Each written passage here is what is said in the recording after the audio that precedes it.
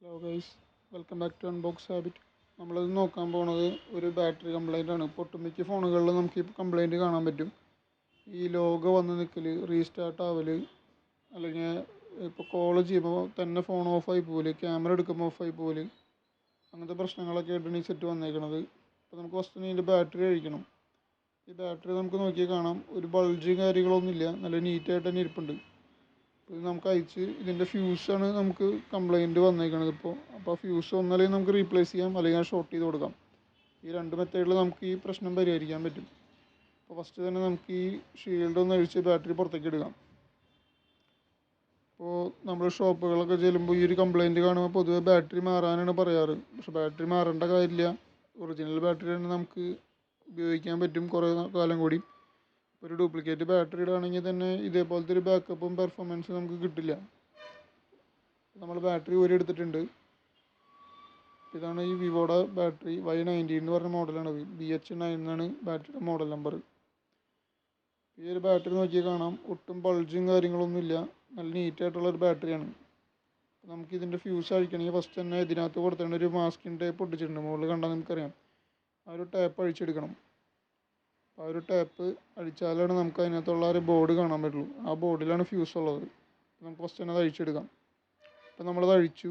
അപ്പോൾ നമുക്ക് ക്ലിയർ ആയിട്ട് കാണാൻ പറ്റും ഈ ഒരു ബോർഡ്. ഈ ഒരു ബോർഡിൽ രണ്ട് ഫ്യൂസ് വരുന്നുണ്ട്. കാണിച്ചു തരാം. ഇതാണ് മെയിൻ ഫ്യൂസ്. ചില മിക്ക ബാറ്ററികളിലും മെയിൻ ഫ്യൂസ് ഉണ്ടാവുള്ളൂ. ഈ വൈറ്റ് കളറിൽ കാണുന്നതാണ് ഇത് മെയിൻ ഫ്യൂസ്. മറ്റേത് സെക്കൻഡറി ആയിട്ട് ഒരു ഫ്യൂസ് വരുന്നുണ്ട്. അപ്പോൾ ഈ മെയിൻ ഫ്യൂസ് നമ്മൾ റീപ്ലേസ് ചെയ്യണം. ഇതേപോലത്തെ തന്നെ ഉണ്ടെങ്കിൽ മാത്രമേ റീപ്ലേസ് ചെയ്യാൻ നിൽക്കുള്ളൂ. അല്ലെങ്കിൽ നമുക്ക് ചെറിയ ഫ്യൂസൊക്കെ വെച്ച് കഴിഞ്ഞാൽ ഈ ഒരു പ്രശ്നം പിന്നെയും ഉണ്ടാവും. ഇതേ സെയിം ഫ്യൂസ് കിട്ടുകയാണെങ്കിൽ റീപ്ലേസ് ചെയ്യാം, അല്ലെങ്കിൽ പിന്നെ ഷോർട്ട് ചെയ്ത് കൊടുക്കാം. ഷോർട്ട് ചെയ്ത് കൊടുക്കുമ്പോൾ വെറുതെ ലെഡ് ഇട്ട് ഒരു ജാതി ഷോർട്ട് ചെയ്യരുത്. ജസ്റ്റ് ഒരു ജമ്പർ വയർ ഉപയോഗിച്ച് തന്നെ ഷോർട്ട് ചെയ്യാം. നമ്മളത് ഊരിയെടുത്തിട്ടുണ്ട്. ഇതാണ് നമ്മുടെ ഫ്യൂസ്. ഈ ഒരു ഫ്യൂസാണ് നമ്മുടെ ഫോണിന് ഇത്രയും വലിയൊരു പ്രശ്നം ഉണ്ടാക്കിയത്. ഇത് കളയാം. രണ്ട് സൈഡിലും അതിൻ്റെ ഫ്യൂസ് എഴുതിയിട്ടുണ്ടാവും, മാർക്കിങ് കൊടുത്തിട്ടുണ്ടാവും. പിന്നെ നമുക്ക് ഈ ഒരു ഭാഗത്താണ് ഷോർട്ട് ചെയ്യേണ്ടത്. ഇപ്പോൾ ക്ലീനായിട്ട് തന്നെ ഇരിപ്പുണ്ടത്.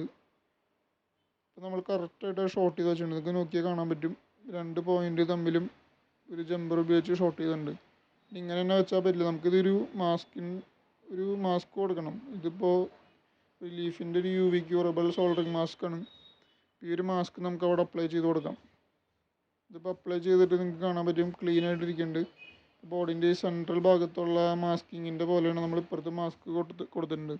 നമുക്കിതൊരു UV ലൈറ്റ് ഉപയോഗിച്ച് മാസ്ക് ഒന്ന് ഡ്രൈ ആക്കണം, ഹീൽ ചെയ്ത് കൊടുക്കണം. ഒരു 3 മിനിറ്റൊക്കെ പിടിച്ച് കഴിഞ്ഞാൽ നമുക്കിതൊന്ന് ഹീൽ ചെയ്ത് കിട്ടും, ഡ്രൈ ആയിട്ട് കിട്ടും. ഇതിപ്പോൾ നമുക്ക് നോക്കിയാൽ കാണാം, കറക്റ്റായിട്ട് നല്ല ക്ലീനായിട്ട് ഡ്രൈ ആയിട്ട് കിട്ടിയിട്ടുണ്ട്. ഈ ബാറ്ററി നമ്മളിങ്ങനെ ഒരു പണി ചെയ്തിട്ടുണ്ടെന്ന് പോലും പുതിയതായിട്ട് നോക്കുന്നവർക്കൊന്നും മനസ്സിലാവില്ല. അതേപോലെ നമ്മൾ ക്ലീനായിട്ട് ചെയ്തിട്ടുണ്ട്. ഇങ്ങനെയാണ് തന്നെ നമുക്ക് ബാറ്ററി ഫോണിൽ ഫിറ്റ് ചെയ്യാൻ പറ്റില്ല. നമുക്ക് മുമ്പ് അഴിച്ച ആ ഒരു മാസ്കിൻ ടേപ്പ് അതേപോലെ തന്നെ ക്ലീനായിട്ട് ചുറ്റണം. ഇത് കണ്ട, അപ്പോൾ നമ്മൾ ചുറ്റിയെടുത്തിട്ടുണ്ട്. നല്ല കറക്റ്റായിട്ട് തന്നെ നമ്മൾ ഈ ഒരു വർക്ക് കംപ്ലീറ്റ് ചെയ്തു. നമുക്കിത് ഫോണിൽ ഫിറ്റ് ചെയ്യാം. ഇപ്പം എൻ്റെ ഒരു കയ്യിൽ ഫോൺ റെക്കോർഡ് ചെയ്യുന്നതുകൊണ്ടാണ് ഈ ഒരു ബുദ്ധിമുട്ട്. ഇപ്പോൾ ഒറ്റ കൈ കൊണ്ട് നമുക്കിത് ഡീറ്റെയിൽ ആയിട്ട് കാണിക്കണമെന്നുണ്ടായിരുന്നു. പക്ഷേ കസ്റ്റമർ പുറത്ത് വെയിറ്റ് ചെയ്യാണ്. അത് നമുക്ക് പെട്ടെന്ന് കൊടുക്കേണ്ട ഒരു ആവശ്യമുള്ളതുകൊണ്ട് ആ ഒരു ഭാഗങ്ങൾ മാത്രമായിട്ട് ഞാൻ ഷൂട്ട് ചെയ്ത് കാണിക്കണമെന്നുള്ളൂ. നമുക്ക് പിന്നീട് ഒരു ഡീറ്റെയിൽ ആയിട്ടൊരു വീഡിയോ ചെയ്യാം. കറക്റ്റായിട്ട് എല്ലാ സ്ക്രൂ ഇടുക.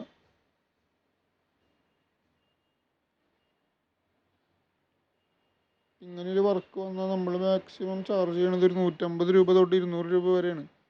ഇപ്പോൾ നിങ്ങളൊരു ഡ്യൂപ്ലിക്കേറ്റ് ബാറ്ററി ഇടണമെങ്കിൽ തന്നെ നിങ്ങളൊരു 750 മുകളിൽ നിങ്ങൾ ചിലവാക്കേണ്ടി വരും. കറക്റ്റായിട്ട് നമുക്ക് ഈ ഒരു പാനലൊക്കെ അടച്ച് നോക്കിയപ്പോൾ കറക്റ്റായിട്ട് ക്ലോസ് ആയിട്ട് വന്നിട്ടുണ്ട്. അടിയിലുള്ള നമ്മൾ ആ സ്ക്രൂകളും മൊത്തം കാര്യങ്ങളൊക്കെ ഇട്ടു.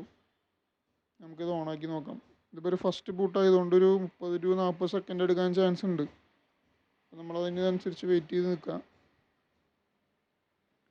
ഇപ്പോൾ ഒറിജിനൽ ബാറ്ററി ആ സെയിം ബാക്കപ്പോടെയാണ് നമുക്ക് കിട്ടും. നമ്മളൊരു ഒറിജിനൽ ബാറ്ററി വേറെ മാറ്റിയിടേണ്ട കാര്യമില്ല. കാരണം ഇതൊരു പരിഹരിക്കാവുന്ന പ്രശ്നമല്ലേ ഉള്ളൂ. ഇപ്പോൾ ബൂട്ടാവാനൊരു ടൈം എടുക്കുന്നുണ്ട്, വെയിറ്റ് ചെയ്യാം.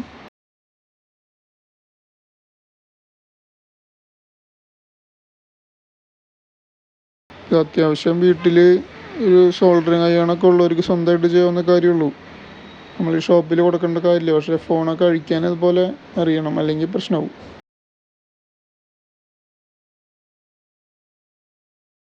ഇപ്പോൾ ഫോൺ ഓണായി വന്നിട്ടുണ്ട്. ഇപ്പോൾ 14% ചാർജ് ഉള്ളൂ. നമുക്ക് കസ്റ്റമർക്ക് ചാർജ് കുറച്ച് കയറ്റിയിട്ട് വേണം കൊടുക്കാൻ. ഇപ്പം ഇത്രേ ഉള്ള ഈ ഒരു വർക്ക് നിസ്സാര സമയം കൊണ്ട് നമുക്ക് ചെയ്തെടുക്കാൻ പറ്റും. അപ്പം ഇതിനു വേണ്ടി നമ്മൾ ബാറ്ററി ഒന്നും മാറ്റേണ്ട കാര്യമില്ല. ഇപ്പം നമുക്ക് ജസ്റ്റ് ചാർജർ ഒന്ന് കുത്തി വെക്കാം.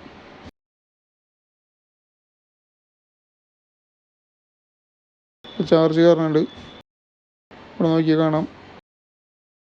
അപ്പോൾ ഗൈസ്, ഇനി അടുത്തൊരു വീഡിയോയിൽ കാണാം. Thanks for watching.